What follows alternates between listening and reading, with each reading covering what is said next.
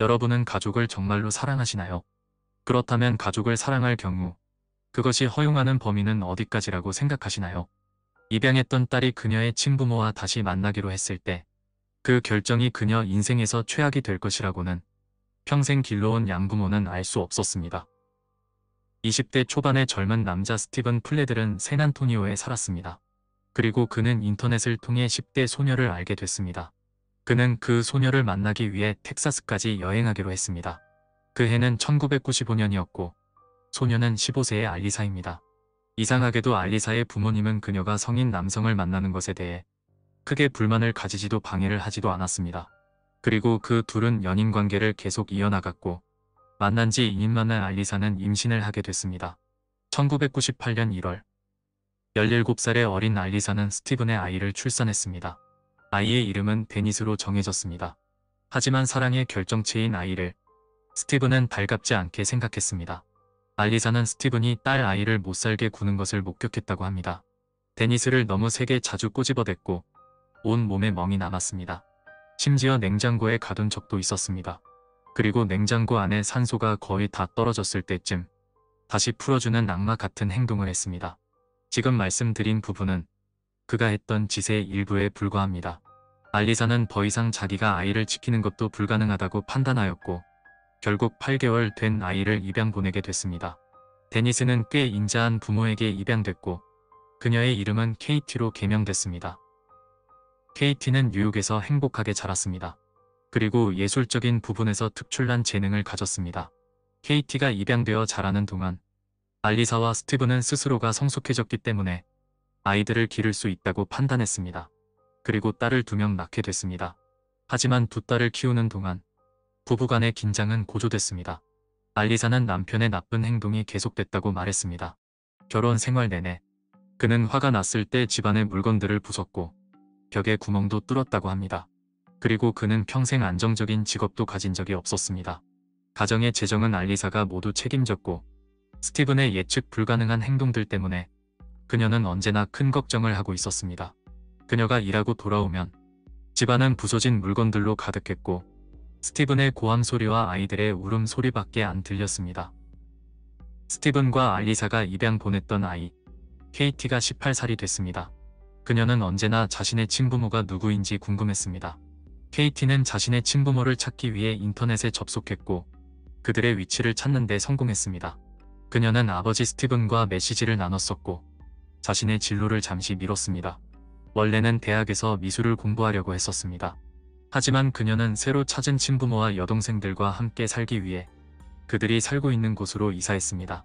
케이티의 양부모는 그녀의 친부모가 어떤 사람인지 알고 있었기 때문에 처음에는 말릴 생각이었지만 결국엔 그녀도 스스로 결정할 수 있는 나이가 됐다고 생각했기 때문에 이사가는 것을 허락했습니다. 케이티가 친부모 집에 이사를 왔고 그 집은 이전과는 다르게 꽤 활기가 도는 것 같았습니다. 하지만 스티븐과 알리사 사이는 이상하게 더 멀어졌습니다. 케이티가 집에 오자 스티븐의 행동들이 모두 바뀌었습니다. 항상 지저분하고 마음대로 행동했던 그였지만 잘 자라준 케이티를 보고 진짜 아버지 역할을 하기 위해서인지 항상 면도를 하고 젊어 보이는 옷을 입는 등 여러 시도를 했습니다. 알리사는 스티븐이 갑자기 변한 것이 이상하게 느꼈으며 그가 케이티를 대하는 행동이 자식이 아닌 한 사람의 여자로 보는 것 같이 느껴졌습니다. 큰일이 벌어지기 전에 알리사는 결정했습니다.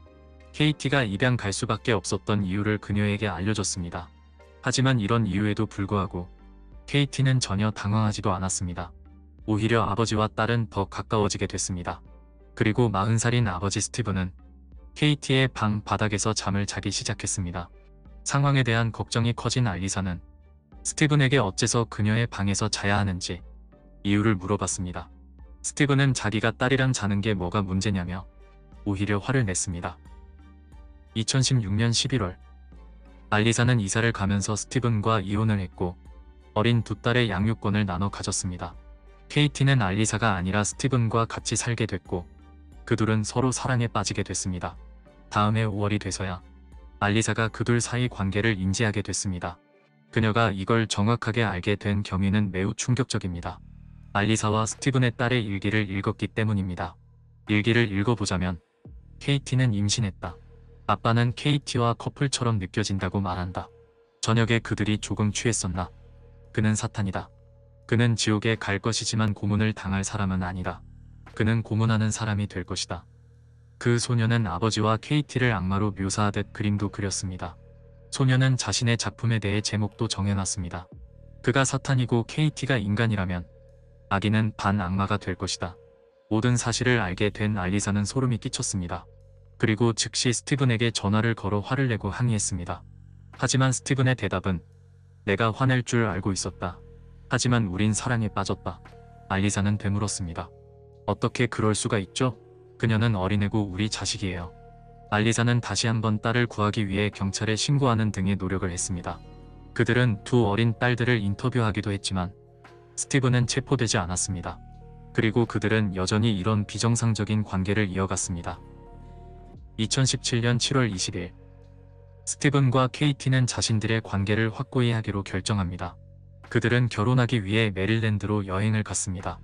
아무리 미국이라 하더라도 부녀 간의 결혼은 법이 허용하지 않습니다.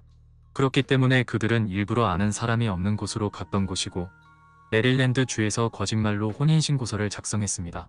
그리고 그 결과 그들은 법적으로 진짜 부부가 됐습니다. 사진에 보이는 스티븐의 오른쪽 여성은 그의 어머니입니다. 그리고 KT 옆의 부부는 그녀의 양부모입니다. 이 사진은 그냥 찍은 것이 아니라 결혼식을 하고 찍은 것입니다. 양부모도 정상은 아닌 것 같습니다. 친아버지의 자식을 임신한 딸 옆에서 결혼식 사진을 미소를 지으며 찍고 있습니다. 그들은 이번에도 똑같은 말을 했다고 합니다. 스스로 결정할 수 있는 나이의 딸을 그저 지지할 뿐이라고 합니다. 몇 달 후인 2017년 9월 1일 KT는 남자 아이를 낳았고 그들은 그 아이의 이름을 베넷이라고 지었습니다. 그들의 결혼 생활은 그리 오래가지 못했습니다. 스티븐과 KT는 4개월 후 2018년 1월에 체포됐습니다.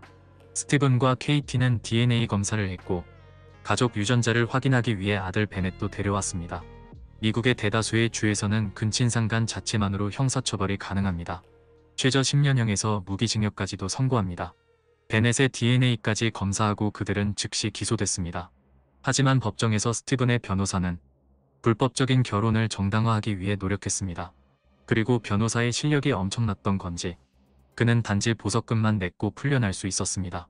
그리고 판사는 그에게 버지니아 주를 떠나지 말 것과 KT에게 어떤 방식이든 접촉을 하지 말 것을 명령했습니다. 그러나 법원은 스티븐이 베넷에게 접근하는 것은 거부하지 않았습니다. 베넷은 스티븐의 어머니가 대신 맡아두고 있었습니다. KT 역시 스티븐처럼 보석으로 풀려났고 그와는 어떠한 접촉도 하지 말라는 명령을 받았습니다. 그녀는 뉴욕에 있는 양부모님과 다시 살기로 결정했습니다. 하지만 KT는 접촉 금지 명령을 어기고 스티븐에게 전화를 걸었습니다. 그리고 이런 비정상적인 관계를 끝내고 싶다고 말했습니다. 스티븐은 큰 상심에 빠졌고 상황은 파괴적인 방향으로 바뀌게 됐습니다. 2018년 4월 11일 스티븐은 KT를 보러 뉴욕으로 아기를 데려갈 것이라고 말하며 아들을 데리러 어머니 집으로 갔습니다. 스티븐의 어머니는 전혀 반대 의사도 없었습니다. 스티븐은 아이를 데리고 자기 집으로 돌아갔습니다. 그리고 목숨을 뺐고 벽장 안에 둔 후에 본인의 어머니에게 이 일을 전했습니다. 이건 아직 시작에 불과합니다. 그는 집을 떠나 약 1000km를 달려 다음날 아침 이른 시간에 KT의 집에 도착했습니다. 그는 차 안에서 KT와 양부모의 행동을 관찰했고 KT와 양아버지가 함께 차를 타고 떠나는 것을 지켜봤습니다. 그는 그들을 따라갔습니다. KT의 차량이 잠시 정지했을 때 그는 즉시 차에서 내려 그들을 살해했습니다. 때마침 그곳에는 목격자가 있었고 그는 즉시 신고했습니다. 현장에서 약 8km 떨어진 곳에서 스티븐의 차량이 발견됐습니다. 그리고 스티븐을 체포하기 위해 경찰이 즉시 달려들었지만 그는 이미 숨을 쉬지 않았습니다. 스티븐의 자식들은 모두 그를 전혀 그리워하지 않는다고 알리사는 전했습니다. 하지만 알리사는 여전히 스티븐이라는 악마에게서 자식들을 보호하지 못했던 스스로를 나무라고 있습니다. 알리사가 자신을 용서하고 앞으로는 행복하게 지냈으면 좋겠습니다. 시간 내어 시청해주셔서 감사합니다. 언제나처럼 또 뵙겠습니다. 다음 영상에서 만날 때까지 모두 몸 조심하세요. 구독과 좋아요는 영상 제작에 힘이 되며 여러분의 의견도 남겨주시면 감사하겠습니다.